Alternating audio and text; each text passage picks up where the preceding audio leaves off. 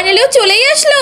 আরে বোন, এত খুশি কেন তুই? আরে অবশেষে জঙ্কুক তো ইনস্টাগ্রামে ব্যাক করলো। আরে হ্যাঁ, তোর রেজাল্টও চলে এসেছে, এই দেখ। আসছে খুব জঙ্ক করে নাচতে, নিজে চরকায় তেল দে। আরে মাম্মি এই নাও, তুমি লাড্ডু খাও। রাজু এই নে, তুইও খা। আরে আন্টি এই নিন, আপনিও লাড্ডু খান। আরে লাড্ডু দিচ্ছ কেন? কেউ কি সরকারি চাকরি পেলে নাকি? আরে না না আন্টি, চাকরি পাবে কেন? আমাদের জঙ্কুক তো ইনস্টাগ্রামে ব্যাক এসেছে, আর সেই সাথে ওর তো ইনস্টাগ্রামে 9 মিলিয়ন ফলোয়ার কমপ্লিট হয়ে গেছে। এই তাদের তোর কি রে? আরে আন্টি আপনি লাড্ডু খান না। আরে আরে টিনা, সে কখন থেকে ল্যাপটপ নিয়ে বসে আছিস? খাবার দাবার কি কিছু খাবি না নাকি? আরে জঙ্কু তো ইনস্টাগ্রামে ব্যাক করেছে, ও কখনো রিলসটা আপলোড করবে আর আমি সেটা তাড়াতাড়ি দেখে নিব। ও আচ্ছা তাই। আচ্ছা রাজু যে বললো তোর নাকি আজকে রেজাল্ট দিয়েছে। আরে মামি খাবার খেয়ে দেখে নেবো, চলো প্রথমে আগে খাবারটা খেয়ে নি।